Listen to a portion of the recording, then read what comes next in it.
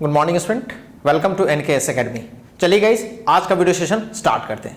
जैसा कि आपको पता है कि प्रीवियस वीडियो सेशन में हमने इक्विवेलेंट रेजिस्टेंस निकालना सीख लिया था कि कैसे किसी रजिस्टर का या तो सीरीज में हो या फिर पैरेलल में हो तो उसका इक्विवेलेंट रेजिस्टेंस कैसे निकालते हैं। और गाइस, हमने उसमें एक दो सवाल भी लगाए थे जिसमें दो कंडक्टर्स को हमने सीरीज में कनेक्ट किया था, in fact in to in connect किया था और साथ में साइड वाइज भी कनेक्ट किया था। ठीक है गाइस, चलिए गाइस, तो आज आगे बढ़ते हैं और आप आगे आज हम लोग ढेर सारे सवाल करते हैं। ठीक है, और ढेर सारे सवाल में हम लोग केवल और केवल इक्विवेलेंट रेजिस्टेंस निकालना सीखेंगे। ठीक है गाइस, तो चलिए गाइस आगे देखते हैं सवाल। तो आज आगे सवाल में हम लोग कुछ और नॉर्मल सवाल करते हैं। पहले फाइंड द equivalent resistance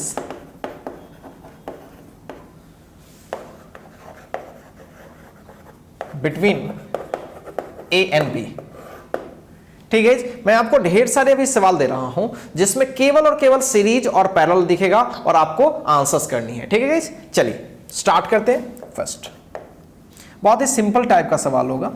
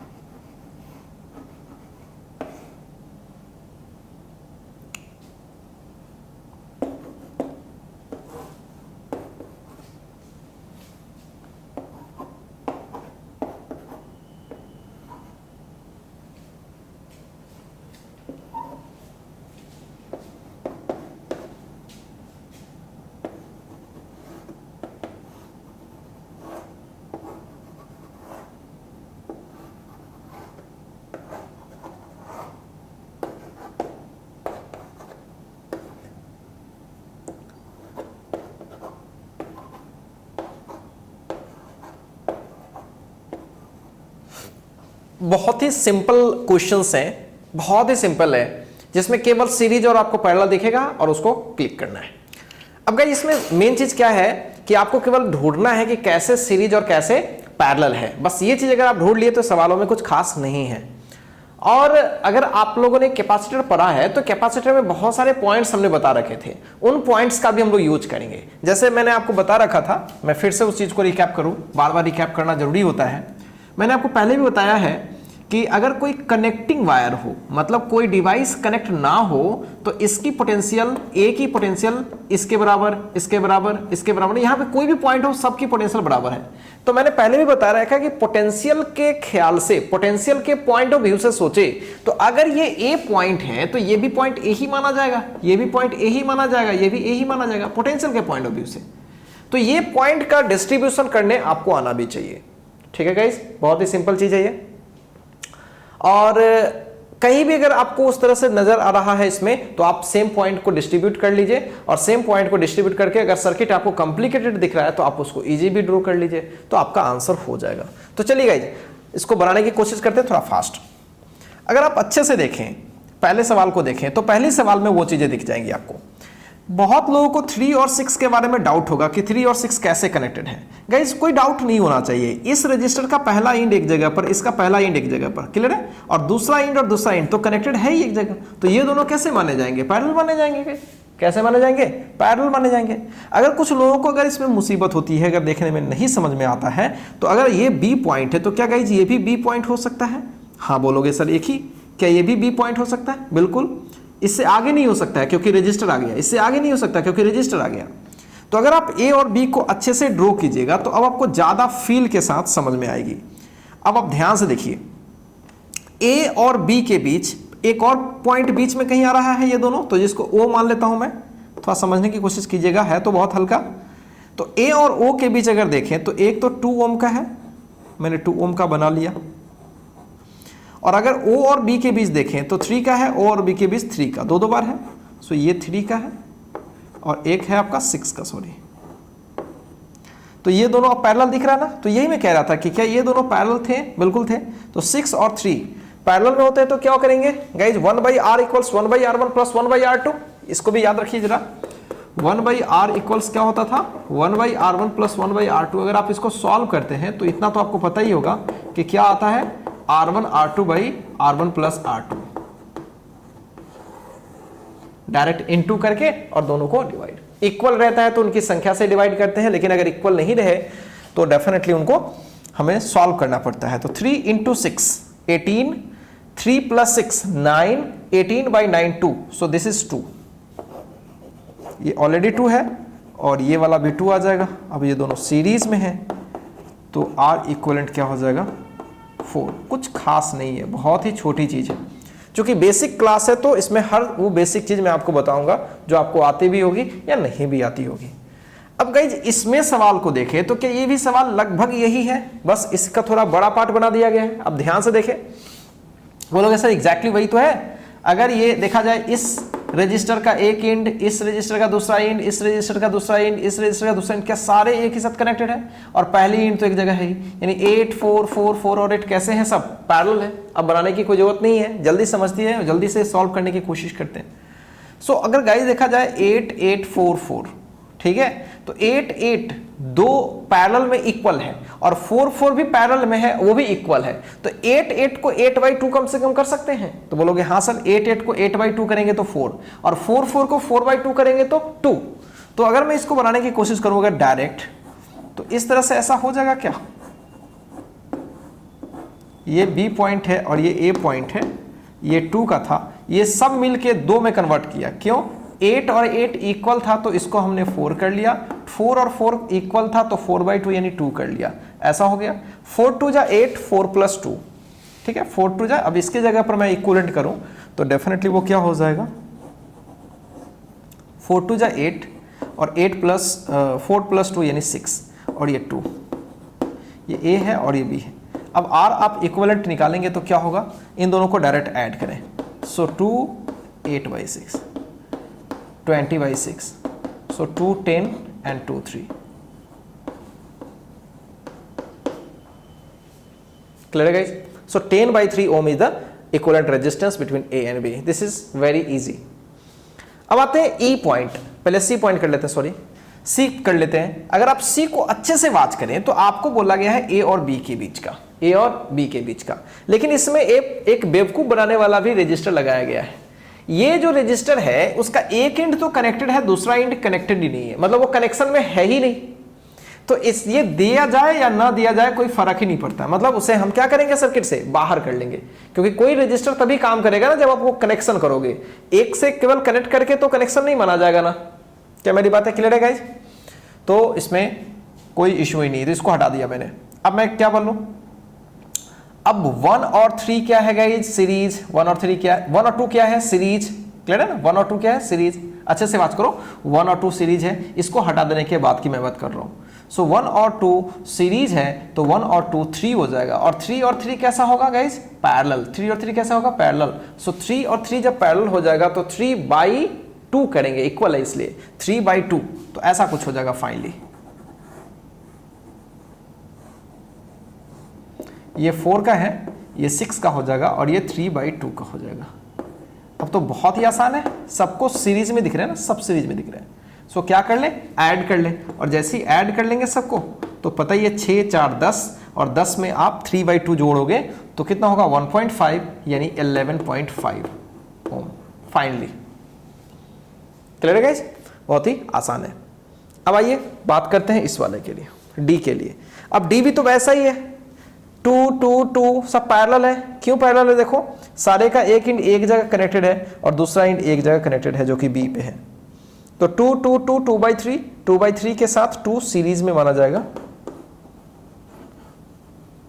ऐसा ही हो गया ना। ये 2 है और ये 2/3। क्लियर है गाइस, क्यों 2/3, क्योंकि पैरेलल में इक्वल अगर रजिस्टर रहता है तो r/n करते हैं, तो 2/3। सो r इक्विवेलेंट इज व्हाट, 8/3 ओम। बहुत ही इजी लेवल का चीज है। अब गाइस इसमें देखते हैं और अच्छे से वाच करते हैं, अच्छे से वाच करते हैं।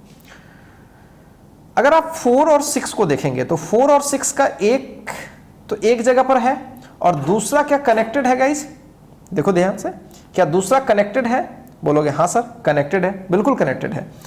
इसका ये वाला इंड और ये वाला इंड डायरेक्ट कनेक्टेड है, देखो डायरेक्ट कनेक्टेड है।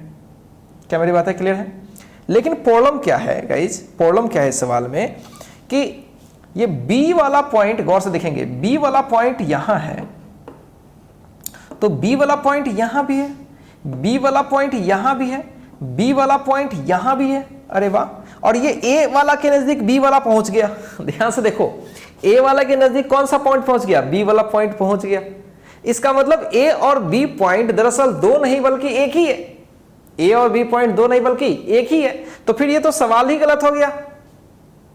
सवाल गलत होने का मतलब ये हो गया कि ए और बी दो अलग अलग पॉइंट ही नहीं है। मेरे को कोई ऐसा कैसे पूछ सकता है कि मेरे को पूछेगा कि चलो ए और ए के बीच ही पोटेंशियल डिफरेंस बताओ, या ए और ए के बीच भी इक्विवेलेंट रेजिस्टेंस बताओ, कैसे निकाल पाएंगे? जब तक ये पॉइंट्स डिफर नहीं होंगे तब तक क्या आप रेजिस्टेंस निकाल पाओगे? बिल्कुल नहीं, क्योंकि आर होता है V/I होता है ना गाइज, थोड़ी देर के लिए ऐसे समझो। और अगर पॉइंट एक ही हो जाएगा पोटेंशियल के ख्याल से, तो पॉइंट एक ही हो जाएगा तो डेल्टा V का मतलब हो गया 0, पोटेंशियल डिफरेंस क्या हो गया 0/I, that will be 0। So r equivalent का तो सवाल ही नहीं पैदा होता। क्या मेरी बातें गेट कर रहे हैं आप, मैं क्या बोला? तो एक ही पॉइंट के अक्रॉस अगर बहुत सारे रजिस्टर लग भी जाए तो कोई फर्क नहीं पड़ता, ठीक है गाइज, कोई फर्क नहीं पड़ता, उनका आर इक्विवेलेंट क्या होगा 0। अब इसको हम ना शॉर्ट सर्किट से भी समझा सकते हैं। आपको शॉर्ट सर्किट समझाया गया था, याद करें शॉर्ट सर्किट क्या था।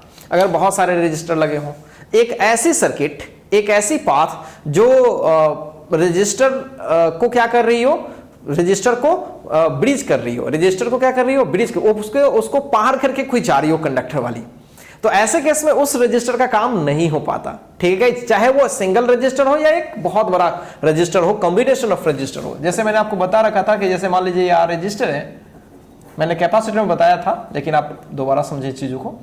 जैसे ये है, ए है और ये बी है, समझने की कोशिश कीजिएगा।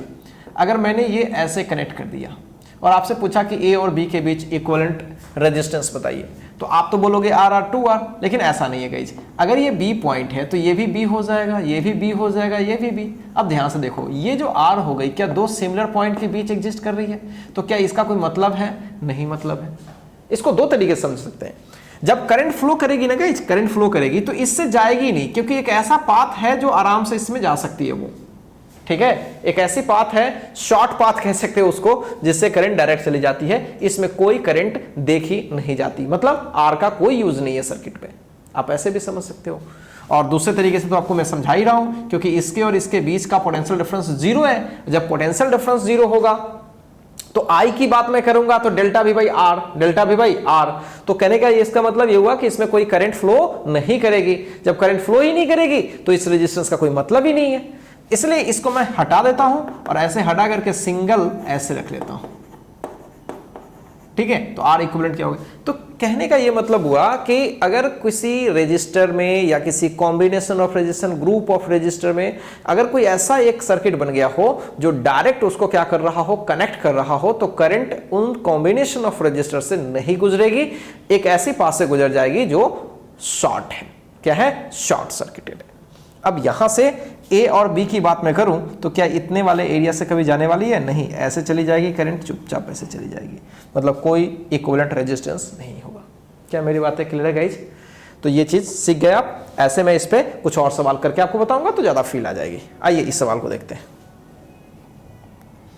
अगर आप इस सवाल को देखेंगे तो ये सवाल बहुत ही आसान है, बिकॉज ए और बी के बीच हमें निकालना है और ये दोनों कैसे हैं गाइज, सीरीज में। देखिए डायरेक्ट कनेक्टेड है, तो 4 और 2 6, और 6 और 6 कैसे हैं, पैरेलल। 6 और 6 कैसे हैं, पैरेलल। देखिए इन सब की जगह पर अगर मैं यहां पे डाल दूं ऐसे, तो ये 6 हो जाएगा। 6 और 6 कैसे हो गया, पैरेलल। 6 और 6 3 हो जाएगा, सो 3 9 2, तो आर इक्विवेलेंट क्या हो जाएगा, 9 + 3 + 2।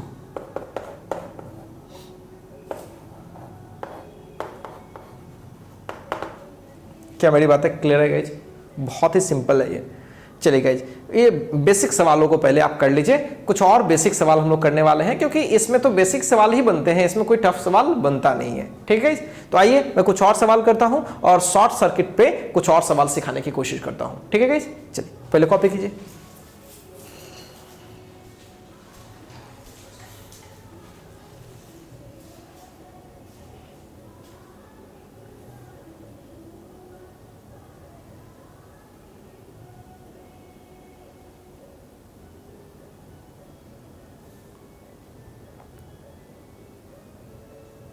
चलिए गाइज, कॉपी हो गया होगा, आगे बढ़ना चाहिए।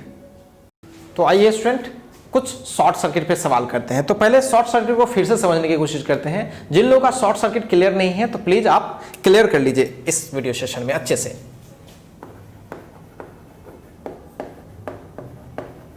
मैं फिर से चीजों को रिपीट कर रहा हूं अच्छे से। गाइस सीधे सवाल तो आपसे बन जाएंगे ना, सीधे सवाल में जिसमें सीरीज और पैरेलल दिखेगा। ठीक है, और पॉइंट का डिस्ट्रीब्यूशन भी आपको करने आ जाएगा। अगर सिंगल एक वायर चली गई है तो जो पॉइंट होगी वही पॉइंट कंटिन्यू करेगी। ठीक है, उस पर भी सवाल हम लोग करेंगे जरूर। पहले हम लोग क्या करते हैं, शॉर्ट सर्किट पे कुछ छोटे छोटे सवाल करते हैं। पहले समझते हैं, जैसा कि मैंने अभी थोड़ी देर पहले बताया भी कि अगर कोई रजिस्टर इस तरह से लगा हो, ये 10 ओम का हो, 5 ओम का हो, 3 ओम का हो, अगर किसी ने इस तरह से लगा दिया, इस तरह से कनेक्शन कर दिया, इसको मैं थोड़ा ये कर दिया, तो ये इसे हम लोग बोलते हैं शॉर्ट सर्किट। ठीक है, शॉर्ट सर्किट में क्या प्रॉब्लम होता है मैंने पहले भी बताया, दोबारा मैं बता रहा हूं कि अगर ये पॉइंट सी हुआ तो ये भी पॉइंट सी हो जाएगी, क्योंकि ये कंडक्टिंग वायर है, कनेक्टिंग वायर है। तो ये भी पॉइंट सी है और ये भी पॉइंट सी है, तो दोनों का जो पोटेंशियल हो गया वो तो सेम हो गया। और कोई भी रजिस्टर गाइज, कोई भी डिवाइस हो, मैं रजिस्टर की बात नहीं कर रहा, यहां पे मैं कोई भी डिवाइस लगा दूं, ठीक है, और ये ए पॉइंट है और ये बी पॉइंट है, तो अगर ए की पोटेंशियल बी के पोटेंशियल के बराबर हो, इसका मतलब होता है कि डिवाइस वर्क नहीं करेगा, डिवाइस विल नॉट वर्क। क्योंकि कोई भी डिवाइस तभी काम करेगा ना जब उसके अक्रॉस पोटेंशियल डिफरेंस होगी, तभी तो करंट उसमें फ्लो करेगा, और करंट फ्लो करेगा तो उसमें क्या होगा, कुछ एनर्जी स्टोर होगी। तो कोई भी हो, चाहे वो कैपेसिटर हो, चाहे कोई रजिस्टर हो, अगर इसके बीच का पोटेंशियल डिफरेंस गाइज अगर किसी तरीके से आपने सेम कर लिया तो वो काम नहीं करेगा। सो this is the main point. अब उस तरीके से सोचे तो अगर ये कनेक्टिंग वायर है तो इसकी पोटेंशियल अगर सी है तो डेफिनेटली इसकी भी पोटेंशियल क्या हो जाएगी, सी।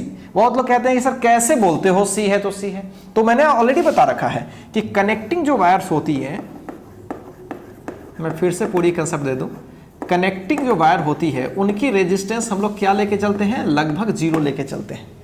जीरो नाम की कोई चीज तो होती नहीं है, लेकिन लगभग हम क्या लेके चलते हैं, जीरो लेके चलते हैं। अब जब आर ही जीरो हो जाएगी तो पोटेंशियल डिफरेंस जो होती है किसी भी दो पॉइंट के क्रॉस, या पोटेंशियल डिफरेंस को हम डेल्टा भी लिख देते हैं। So this is what, I times of r. Clear है गाइस? तो आर अगर टेंडिंग टू जीरो हो तो ये पूरी चीजें जीरो हो जाएंगी, तो डेल्टा भी जीरो का मतलब हो गया है कि V1 इक्वल्स V2। तो इसका मतलब है कि किसी भी कनेक्टिंग वायर पे यहां की पोटेंशियल अगर कुछ है, वही पोटेंशियल यहां की होगी, वही पोटेंशियल यहां की होगी। क्लियर है गाइस? सो यहाँ के हर जगह की पोटेंशियल सेम होगी। तो पॉइंट कोड अगर डिस्ट्रीब्यूट करो, अगर मैं किसी पॉइंट यहाँ पे मैं K लिख दिया तो यही पॉइंट यहाँ होगी, यही पॉइंट पोटेंशियल के ख्याल से वो पॉइंट में लिख रहा हूँ। C लिख दिया यहाँ तो C, तो क्या ये वर्क करेगा? So this resistance will not work. So circuit में इसका कोई मतलब नहीं है। तो अब इक्विवेलेंट सर्किट क्या होगी? ये 10 वाली हो जाएगी और ये 3 वाली हो जाएगी, A और B। अगर पूछा जाए कि R इक्विवेलेंट क्या है तो आप बोलोगे 13 ohm. So this is your answer. तो ये कंसेप्ट गाइज आपको समझनी है, जो प्रीवियस क्वेश्चन में भी ये आया था। क्या मेरी बातें क्लियर है? अब ये तो एक सिंगल का हो गया ना, ऐसे मल्टीपल वाले भी कभी कभी रिजेक्ट हो जाते हैं, जैसे मैं आपको सिखाऊंगा अभी।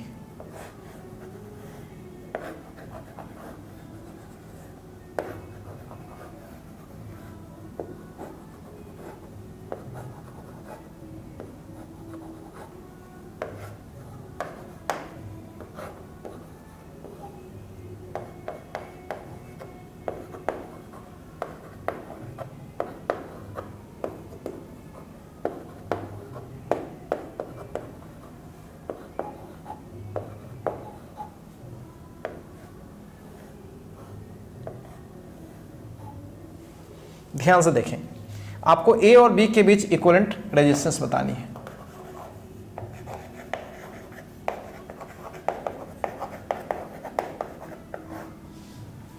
ठीक है, A और B के बीच इक्विवेलेंट रेजिस्टेंस बतानी है।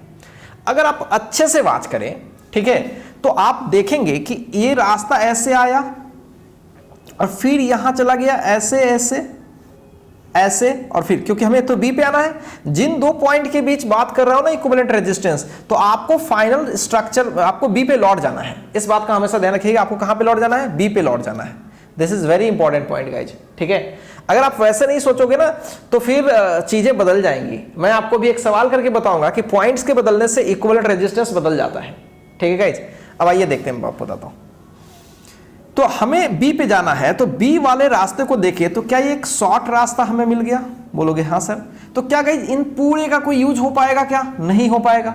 बहुत बच्चे लोग क्या सोचते हैं कि आपने तो बताया था कि 5 से गुजरा तो 5 गायब हो गया, 5 को गायब कर दो, आंसर करने लगो। बच्चे यही सोचते हैं। लेकिन सोचो गाइज, यहां पे आप लोग यही सोचोगे सर 2 को गायब कर लीजिए फिर आंसर कर लीजिए। नहीं, क्या ऐसा नहीं है। अगर हम 2 को गायब करेंगे तो गायब करने का मतलब ये गायब हो जाएगा, ये कनेक्शन तो रहेगा ना ऐसे, तो ये ऐसे कनेक्शन रहेगा। इसका क्या मतलब हुआ कि अब इस वाले पूरे के जगह पर भी तो मैं सिंगल एक वायर लगा रहा हूं, तो क्या पूरा वाला भी गायब हो जाएगा? सोचो, या ऐसा सोचो कि क्या पूरे के जगह पर कोई ना कोई तो इक्विवेलेंट रेजिस्टेंस होगा, सी मान लो, आर मान लो, सॉरी।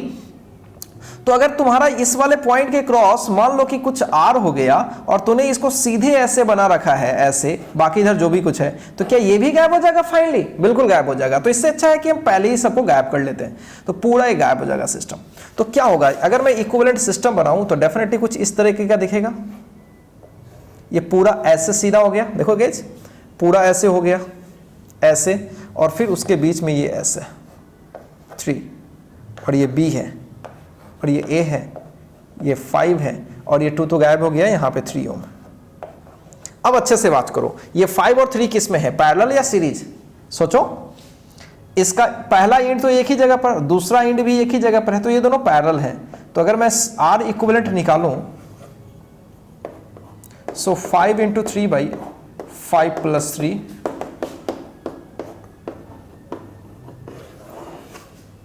क्या मेरी बातें गेट कर रहे हैं आप?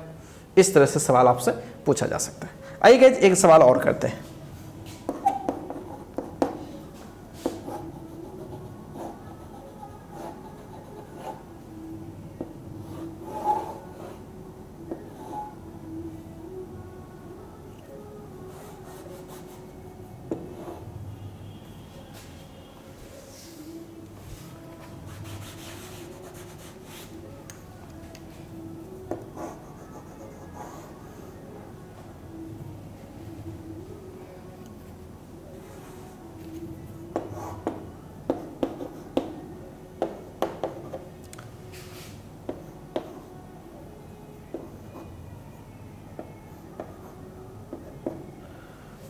तीन रजिस्टर लगा हुआ है और आपको शॉर्ट सर्किट जैसा कुछ दिख रहा है।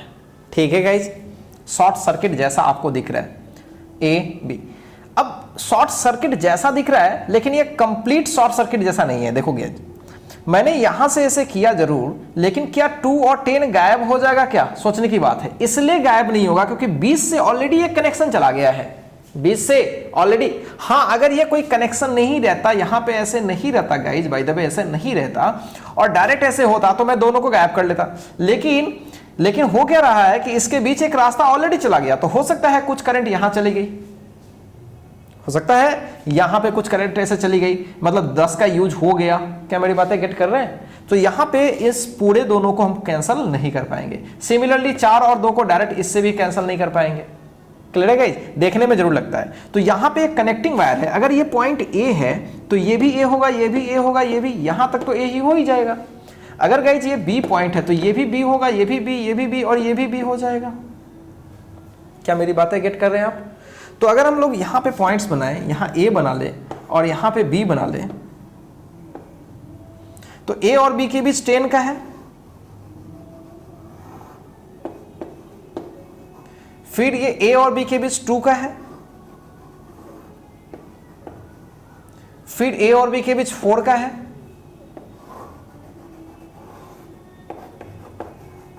अब ये तीनों कैसे दिख रही हैं? पैरेलल दिख रही है। पैरेलल नहीं लग रहा था कि ये पैरेलल भी है, लेकिन वाकई ये क्या था? पैरेलल ही था। तो अब क्या करेंगे? 1/r इक्विवेलेंट कर लेते हैं फटाफट। अलग अलग वैल्यू का है इसलिए कोई शॉर्टकट ट्रिक लगने वाला नहीं है।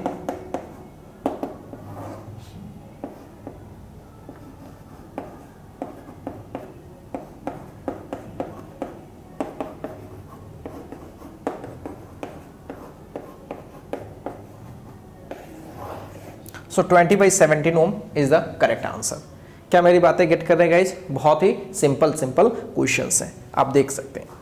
ठीक है, आइए एक सवाल आपके लिए मैं देता हूं।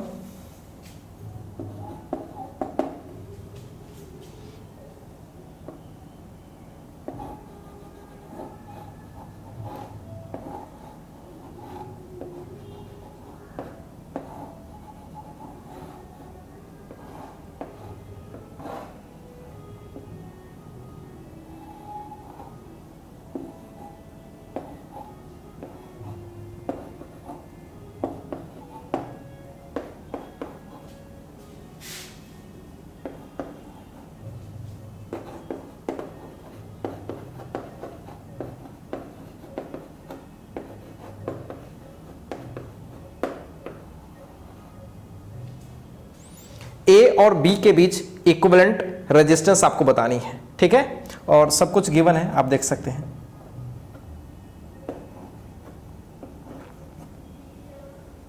ठीक है, चलिए आप इसको एक बार ट्राई कीजिए, देखिए क्या आंसर आता है आपका। ठीक है, चलिए एक बार ट्राई कीजिए, वीडियो को पॉज करके एक बार ट्राई कीजिए फटाफट। चलिए मैं आपको बताता हूं इसका आंसर क्या होगा। गाइज अब अच्छे से वाच करिए। उस समय अगर आप इस सवाल को देखे होते तो इधर का पूरा गायब हो गया था।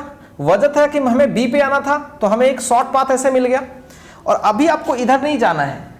ठीक है, आप सोचोगे कि सर उस समय ऐसे किए थे तो पूरा गायब हो गया था, तो ये पूरा ऐसे पूरा 1 और 4 सब गायब हो गया, ऐसा जनरली हुआ था ना। ठीक है, तो क्या इसमें भी गायब होगा? ठीक है, वो चीज चेक करने का है, देखते हैं। अगर हम ध्यान से देखें, मेरे को बी पे जाना है ना, मेरे को आगे बढ़ना है। ठीक है, तो ऐसे यहां से ऐसे एक रास्ता, ऐसे ऐसे ऐसे ऐसे ऐसे ऐसे, अरे वाह ये रास्ता है गाइस, देखो तो ऐसे चले गए सीधा, ऐसे ऐसे ऐसे ऐसे, ये रास्ता। जब ये एक शॉर्ट रास्ता मिल गया तो कोई ऐसे क्यों जाएगा, कोई ऐसे क्यों जाएगा भाई? कोई नहीं जाएगा ना, मेरी बात समझ रहे हो? तो इसका मतलब है कि इस रास्ते के हो जाने की वजह से गाइज, इस रास्ते के हो जाने की वजह से अगर आप ध्यान से देखेंगे तो ये वाला भी रजिस्टर गायब हो गया, कोई यूज का नहीं हो गया। क्योंकि अगर ये बी पॉइंट है, सोचो अगर ये बी पॉइंट है तो ये भी बी पॉइंट होगा, ये भी बी पॉइंट होगा, ये भी बी हो जाएगा। तो बी और बी के बीच ये वाला कोई काम नहीं करेगा। चलो इसको मैंने गायब किया, और अगर ये बी है तो ये भी बी के बीच ये तो गायब हो गया। फिर ये बी है गाइज, ध्यान से देखना, और ये बी है तो ये भी बी होगा, अभी कनेक्टिंग वायर है डायरेक्ट। और ये बी कैसे आया है? इस रास्ते से होके आया है ये, क्योंकि केवल कनेक्टिंग वायर था। सो ये भी बी है और ये भी बी है, ये सब भी गायब हो जाएगा। तो देखा जाए तो बहुत ही सिंपल है ये, केवल यहाँ पे 2 का हो गया, अब पूरा ये ऐसे वायर हो गया, सीधे यहाँ पे बी चला गया और ये ए हो गया। सो ए और बी के बीच डेफिनेटली क्या हो गया, 2 ओम ही होगा।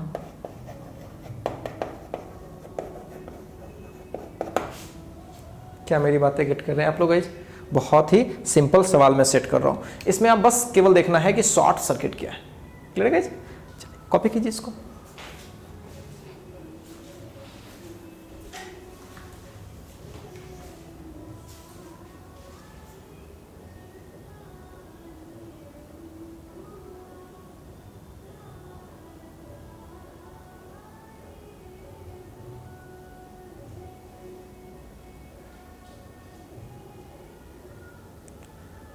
चलिए गाइज आगे बढ़ा जाए।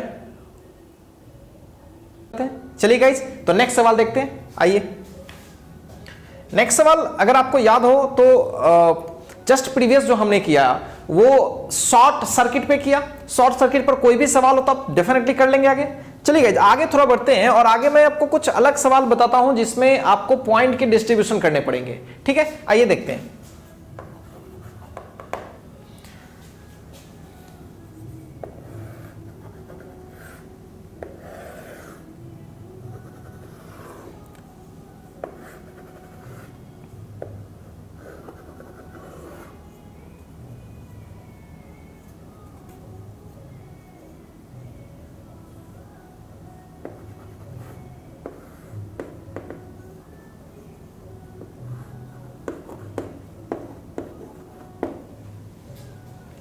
आपसे पूछा गया है ए और बी के बीच इक्विवेलेंट रेजिस्टेंस क्या है। Find r equivalent between A and B. ठीक है, इसमें पॉइंट का डिस्ट्रीब्यूशन आपको करना पड़ेगा तभी आप कर पाएंगे। तो चलिए गाइस देखते हैं इस सवाल का डिस्कशन। आप अच्छे से देखें, अगर आप अच्छे से देखें तो अगर ये ए पॉइंट है, अच्छा ये पॉइंट कुछ और हो जाएगा ना गाइस। अच्छा इसका कुछ नेमिंग कर लेते हैं, ज़्यादा बेटर होगा। या फिर अगर इजी करना हो तो सबसे पहले 2 और 2 को देखते हैं। क्या ये 2 और 2 पैरेलल है गाइस? अच्छे से बात करो। फर्स्ट का एक एंड, दूसरे का भी एक एंड, अच्छा फिर ये एंड कनेक्टेड है। तो 2 और 2 कैसे है गाइस? 2 और 2 डेफिनेटली पैरेलल है। सो 2 और 2 पैरेलल है तो इसके जगह पर एक सिंगल तो रख ही सकते हैं। ठीक है, रख ही सकते हैं। या ऐसा करते हैं ना गाइस, ऐसा करते हैं कुछ पॉइंट्स बना ही लेते हैं तो ज़्यादा फील आएगी। फिर ये ए है ना तो इसको ओ कर लेते हैं और इसको कुछ सी कर लेते हैं, बेटर होगा। अगर गाइस ये सी है तो ये भी सी हो जाएगा पक्का। अच्छा ठीक है, हमें तो ए और बी के बीच निकालना है। चलिए ए और बी पहले लगा लिया। ए और बी के, ए के जस्ट बगल में ओ है और बी के जस्ट बगल में सी है, तो यहाँ पे ओ कर लेते हैं और यहाँ पे सी कर लेते हैं। अब नए तरीके से इसको डिस्ट्रीब्यूट करने की कोशिश करते हैं। अगर आप ध्यान से देखें तो O और A के बीच 2 का है,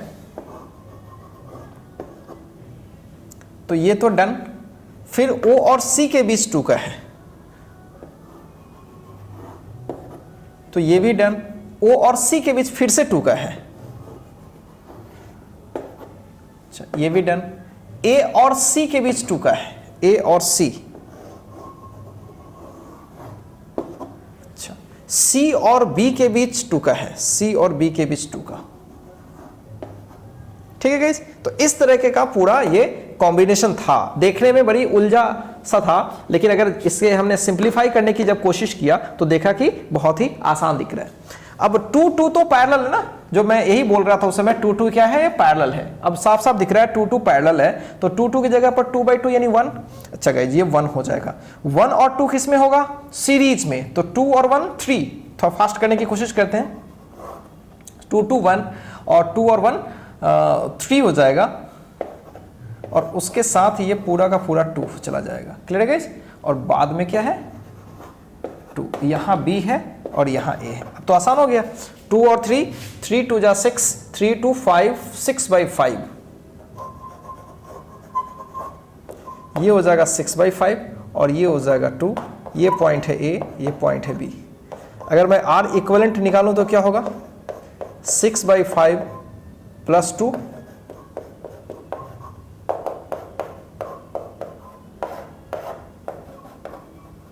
कुछ भी खास इसमें नहीं है, बहुत ही आसान है गाइस, बहुत ही आसान है। क्या मेरी बातें गेट कर रहे हैं? देखने में थोड़ा कॉम्प्लिकेटेड दिख रहा था, बट ये कॉम्प्लिकेटेड वाकई नहीं था। चलिए आगे बढ़ते हैं। आगे थोड़ा वैरायटी बदलते हैं सवाल का। अब इस तरह से जो भी सवाल मिलेंगे आप तो शीट में कर ही लेंगे। चलिए गाइस आगे बढ़ते हैं। अब आगे सवाल मैं करने वाला हूं, किसी वायर को अगर बेंड करके सवाल करें, जैसे कोई वायर दे दिया जाए और फिर बोले कि चलो उसको इस तरीके से बेंड करना है कि स्क्वायर में बेंड करना है, ट्रायंगल में बेंड करनी है या किसी और स्ट्रक्चर में बेंड करनी है, तो बेंड करने के बाद जो कॉर्नर्स बनेंगे उस कॉर्नर्स के बीच आपसे इक्विवेलेंट रेजिस्टेंस पूछ सकता है। ठीक है, तो चलिए एक सवाल लगाते हैं। A wire of resistance 16 ohm is bent in the form of a square.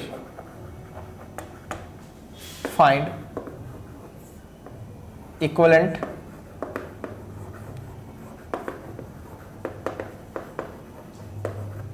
resistance between, दो सवाल करता हूं, ends of diagonal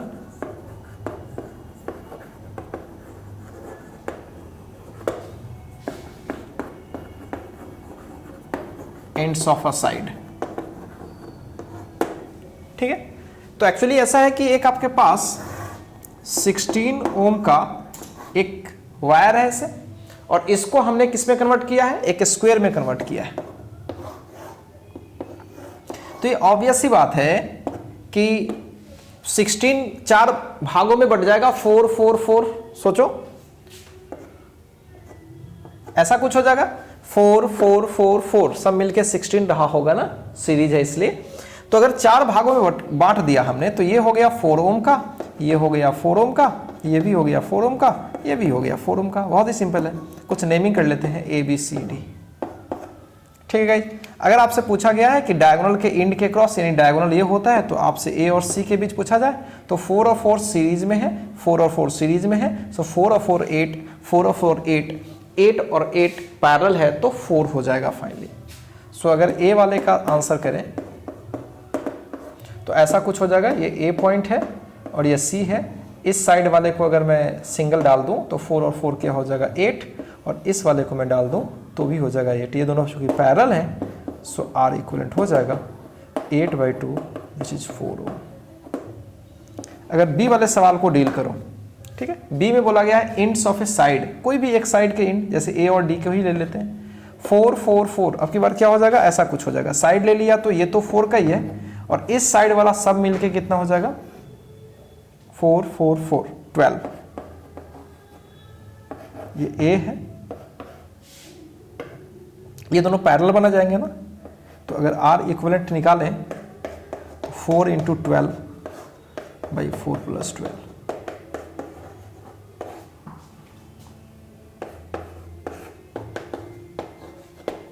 बहुत ही आसान है। क्या मेरी बातें क्लियर है गाइस?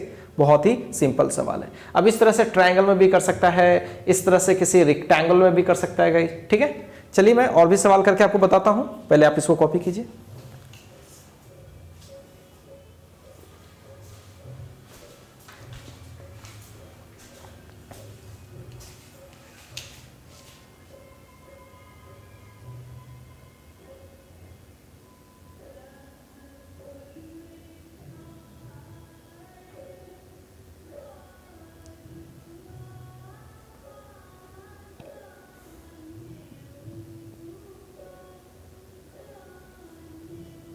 चलिए गाइज आगे बढ़ते हैं।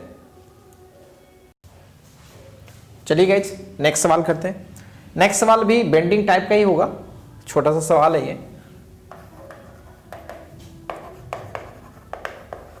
A wire of resistance 20 ohm is bent in the form of a rectangle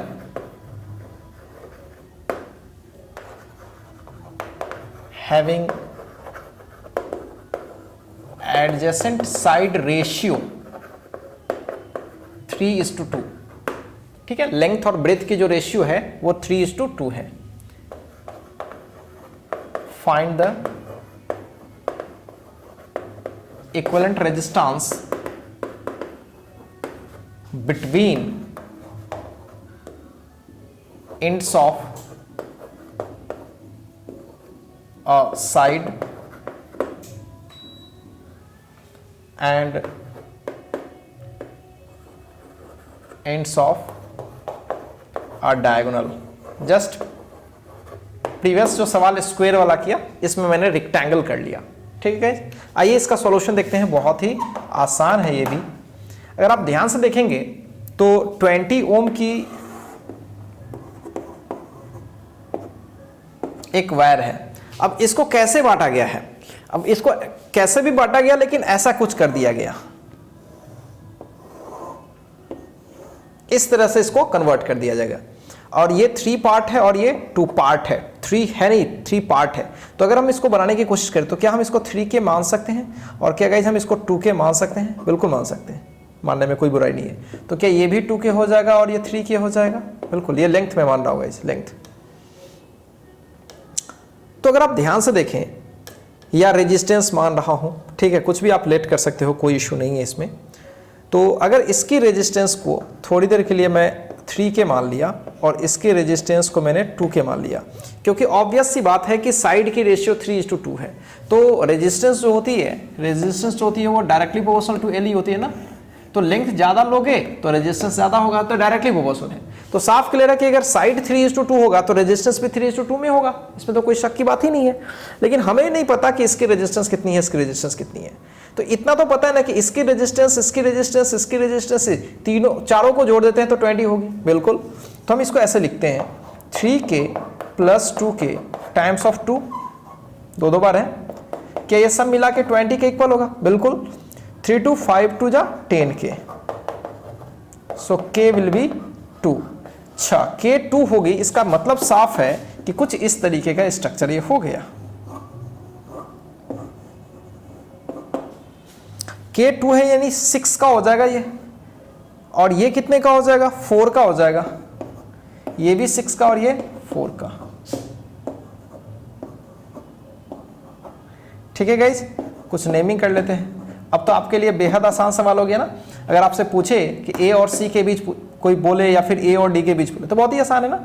तो देखिए गाइज, इसमें 2 सवाल बन जाएगा। फिर अगर वो उन्होंने बोला है कि एंड्स ऑफ ए साइड, तो इसमें क्या होगा कि 2 साइड हो सकते हैं, या तो मैं ए और बी वाला निकाल लूं या फिर ए और डी वाला निकाल लूं। तो इसके 2 आंसर पॉसिबल है। ये इसमें थोड़ा अच्छा हो जाता है, क्योंकि स्क्वायर में क्या होता है, सब आइडेंटिकल होता है, इसमें तो सब आइडेंटिकल नहीं है। तो इसमें 2 आंसर करेंगे। अगर मैं अक्रॉस अ साइड की मैं बात करूं तो इसमें 2 आंसर हो सकते हैं। ए पार्ट, अगर मैं अक्रॉस ए एंड डी करूं तो चीजें बदल जाएंगी। ए और डी की क्रॉस करूं तो 6 4 10 6 16 हो जाएगा ना ये पूरा का पूरा। तो ये हो गया आपका 4 का, ये हो गया 16 का, और ये रहा ए और ये रहा आपका डी। क्लियर है? ए और डी सही है। ए डी यहां लिखे या यहां लिखे कोई फर्क नहीं पड़ता, दोनों पैरेलल है। तो r equivalent will be 4 × 16/4 + 16 20, so 16/5। First part का ये आंसर होगी। अब इसी में बी पार्ट भी हम चाहे तो कर सकते हैं, और वो ए और बी के क्रॉस, चाहे सी और डी कोई भी हो। तो ए क्रॉस ए एंड बी, तो जब ए और बी के क्रॉस करेंगे तो एक तो ये 6 का है ही, और एक आप इन सब का ले लेंगे, इन सब का ले लेंगे। 6 4 10 4 14 हो जाएगा। ये ए है और ये बी है और ये 14 है, ये दोनों पैरेलल हो गया। सो आर इक्विवेलेंट विल बी 6 × 14, 6 + 14 20।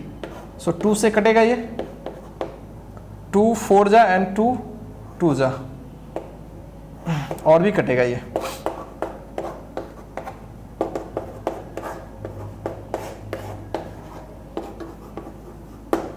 तो बहुत ही आसान है गाइज, बहुत ही आसान है। अब हम लोग बात करें किसके इसके क्रॉस। अगर आप ध्यान से देखें तो ए और सी के क्रॉस अब निकालना है। इसमें 2 सवाल है ना, ए क्रॉस द डायगोनल भी तो है। तो चलिए,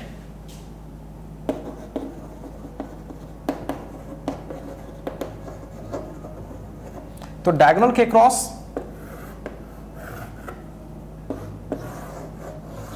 तो दोनों डायगोनल आइडेंटिकल है, देख सकते हो। क्लियर है गाइस, दोनों आइडेंटिकल है, 6 4 10 6 4 10, ऐसे भी चाहे ऐसे भी करोगे तो 6 4 10 6 4 10, तो उसमें एक ही होगा, कोई भी वेराइटी कर लो, ए और सी ही कर लो, ए और सी। इस साइड में क्या होगा 10 का, और इस साइड में कितने का होगा 10 का, तो 10 10 क्या हो जाएगा 5, पैरेलल है, इक्वल है, तो 2 से डिवाइड कर लेंगे। क्या मेरी बातें क्लियर है गाइस, बहुत ही आसान सवाल है ये। तो ध्यान से समझना है कि सवालों में क्या पूछा गया है, ठीक है गाइज, ये बहुत इंपॉर्टेंट है। इसको कॉपी कीजिए और इस वैरायटी के मैं आप ढेर सारे सवाल कराता हूँ गाइज। आगे बढ़िए।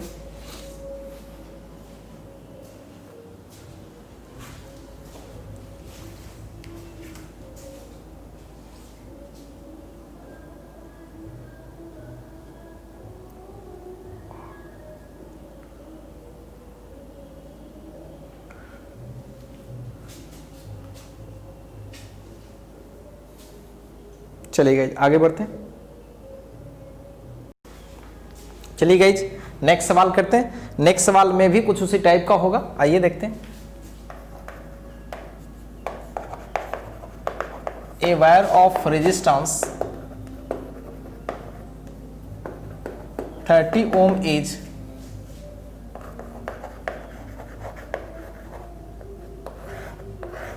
bent in the form of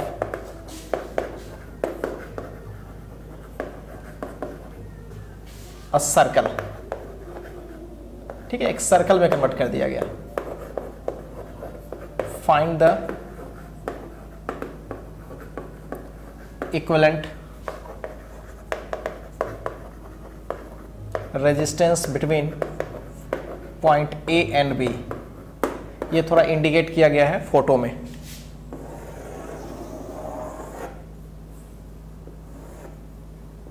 ये ए है और ये बी है।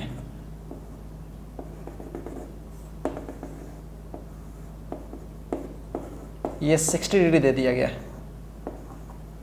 ठीक है। तो आपसे पूछा गया है कि ए और बी के बीच आप इक्विवेलेंट रेजिस्टेंस बताएं, ठीक है गाइस, ए और बी के बीच। इसकी रेडियस आर होगी, उससे हालांकि कोई लेना देना नहीं है। अब कैसे सोचोगे, अब तो मेन चीज सोचना है कि पूरा मिला करके तो डेफिनेटली 30 ओम होगी ना, पूरा मिला के कितना होगी 30 ओम, तो इतने पार्ट का कितना होगा, ये निकल जाए तो काम बन जाए, यही मेन चीज है। अब भाई थोड़ा अच्छे से सोचो, क्या ये पूरा मिला करके 330 है, यानी पूरे अगर एंगल की बात करें 360 डिग्री पे टोटल कितना रेजिस्टेंस है 30 ओम। तो इसको जस्ट सिंपल तरीके से सॉल्यूशन कर लो।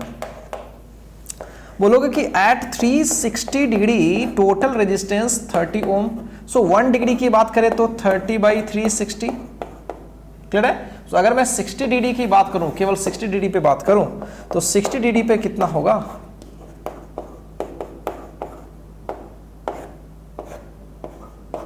5, so 5 ohm. So that's quite easy.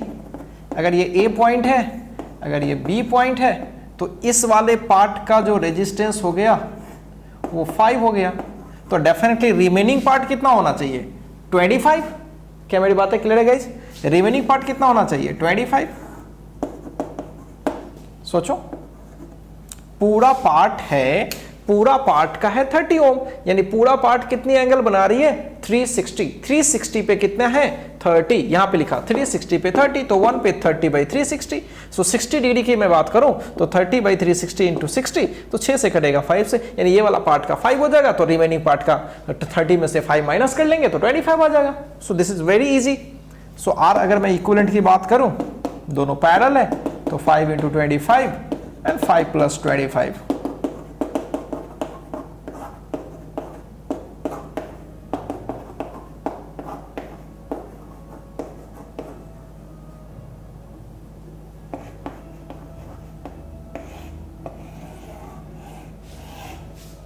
क्या मेरी बातें क्लियर है गाइस? क्या ये सवाल बेहद आसान है? होपफुली आपको काफी आसान लग रहा होगा, ठीक है। चलिए गाइस आगे बढ़ते हैं।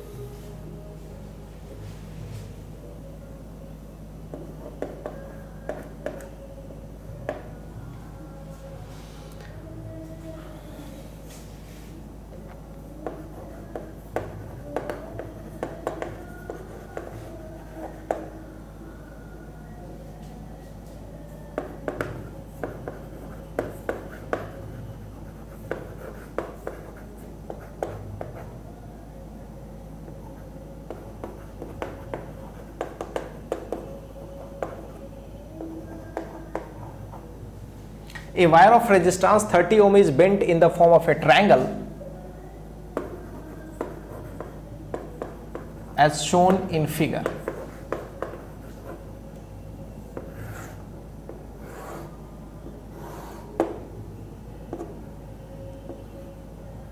चलो इक्विलेटरल ट्रायंगल कर देता हूं इजी करने के लिए।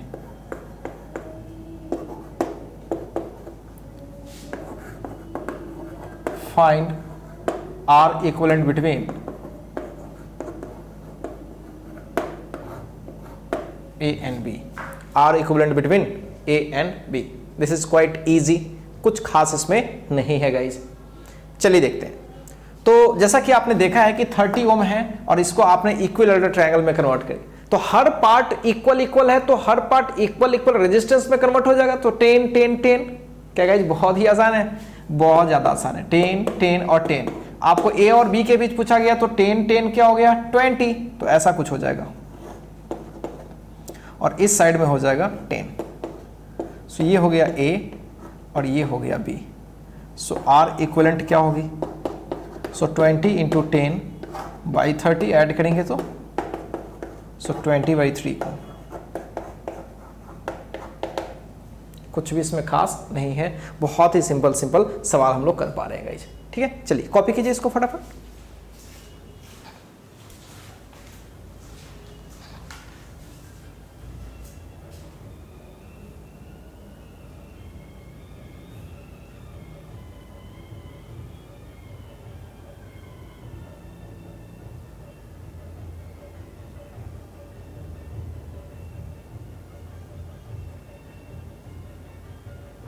चलिए गाइस आगे बढ़ते हैं।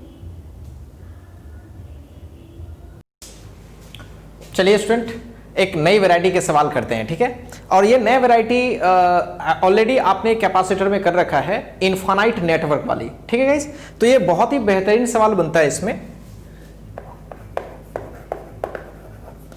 To find the equivalent resistance of infinite network।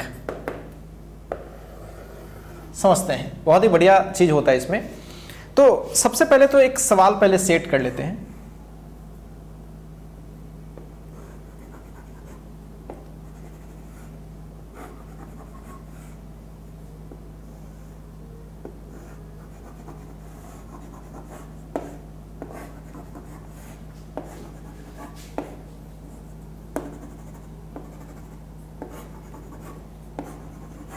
इस तरह से ये इन्फिनाइट तक चली गई है। एक कोई वैल्यू ले लेते हैं 2 2 2, सब 2 का ले लेते हैं। चलो इजी करने के लिए डिफरेंट भी ले सकते थे। ठीक है, ऐसे काफी बड़ा है नेटवर्क, इन्फाइनाइटली लार्ज नेटवर्क है। और आपसे बोला गया है कि A और B के बीच इक्विवेलेंट रेजिस्टेंस बताएं।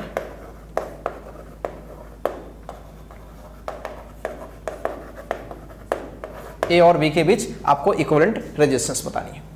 समझने की कोशिश करते हैं। अगर आप अच्छे से बात करें तो ये जो स्ट्रक्चर है, यही स्ट्रक्चर बार बार रिपीट कर रही है। देखो 2 2 2 एक स्ट्रक्चर, फिर 2 2 2 एक बार और, फिर 2 2 2 एक बार और, 2 2 2। इसी तरह से क्या हो रही है, बार बार ये स्ट्रक्चर क्या हो रही है गाइस, रिपीट करे जा रही है, रिपीट करे जा रही है। ठीक है, अब जहां कोई रिपीटिंग होती है उसको हम कैसे सॉर्ट आउट करते हैं। इसको बनाने के लिए मैंने कैपेसिटर में भी आपको मैथ्स का हेल्प बताया था। मैथ्स के हेल्प से मैंने एक चीज बताई थी आपको। चलिए मैं फिर से आपको बताता हूं वो चीज।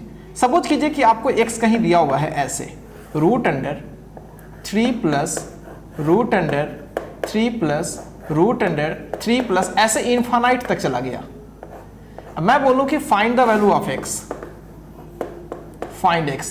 पहले गाइस इस सवाल को पहले सॉल्व करने की कोशिश करते हैं, उसके बाद मजा आएगा इसको बनाने में।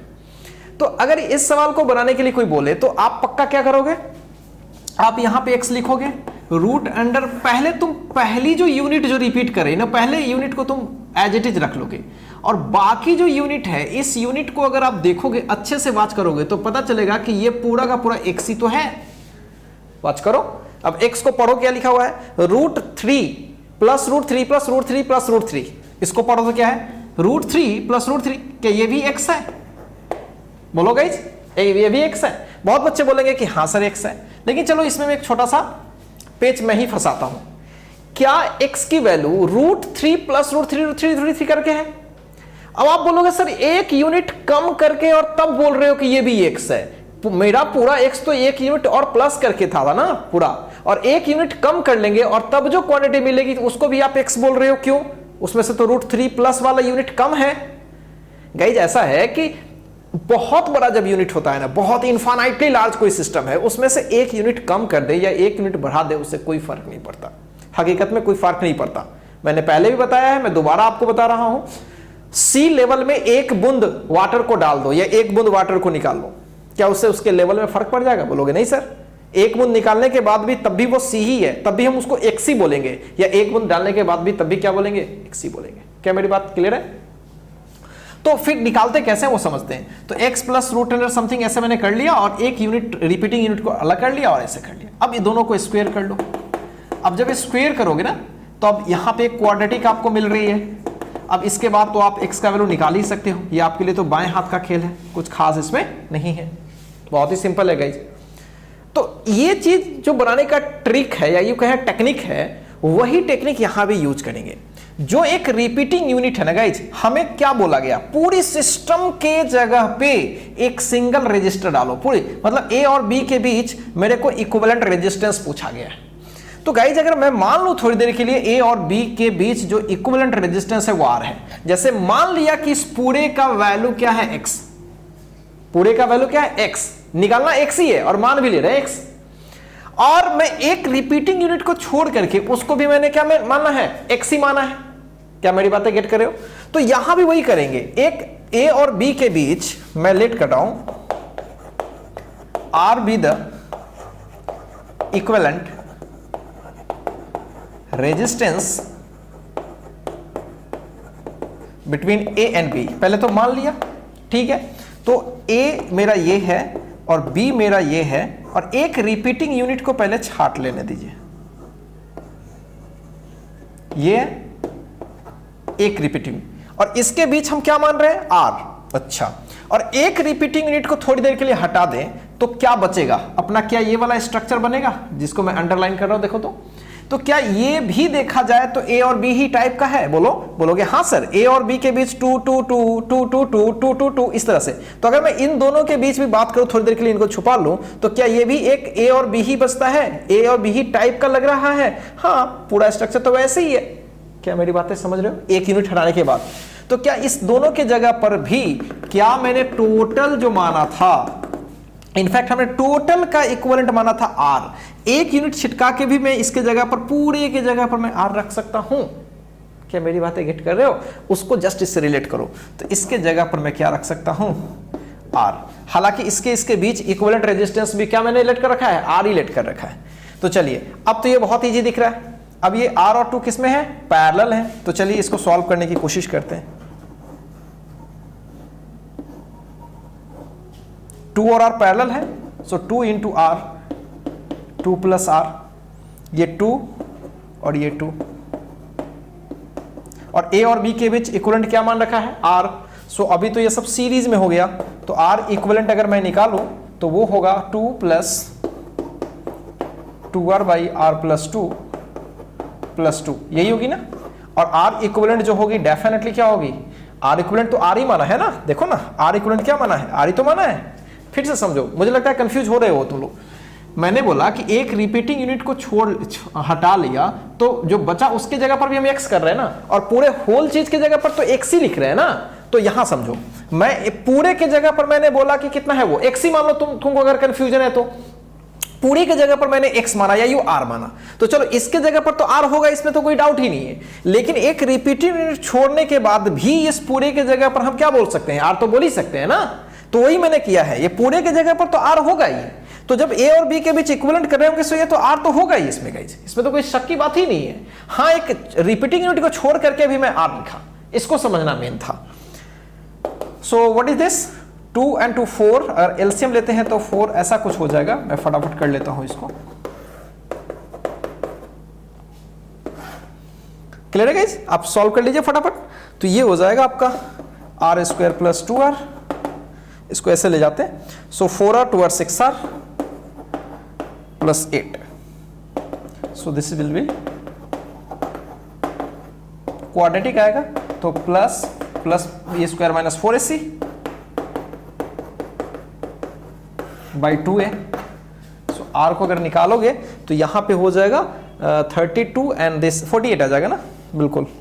सो 4 plus minus 48 divided by 2, so 4 plus ही ले पाएंगे, माइनस लेंगे तो फिर क्या हो जाएगा, प्रॉब्लम हो जाएगा, निगेटिव आ जाएगा। सो 16 यानी 4√3 बाई 2, सो 2 प्लस 2√3। सॉल्यूशन करना है गाइज, मेन इक्वेशन यहां देखना है, ये वाली इक्वेशन को मेन समझना है। अगर ये समझ गए तो बाकी चीजों में कोई ज्यादा दिक्कत नहीं है। सॉल्यूशन कैसे किया एक बार जल्दी से देख लो। 2 and 2 क्या हो गया 4, मैं शॉर्टकट किया हूं 4। एलसीएम लोगे तो r plus 2, 4 times of r plus 2 plus 2r, सही है ना। 4r plus 8 and 4r plus 2r is 6r plus 8, इधर हो जाएगा r स्क्वायर प्लस 2r, बिल्कुल। तो 6r प्लस 8 सॉल्व किया, आंसर आ गया। क्या मेरी बात क्लियर है गाइज?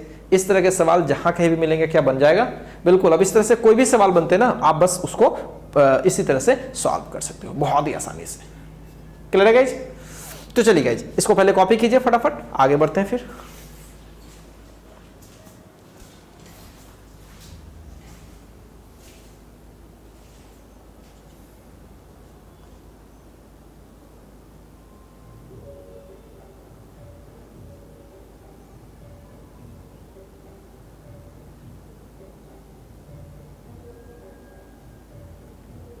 चलिए गाइज आगे बढ़ते हैं।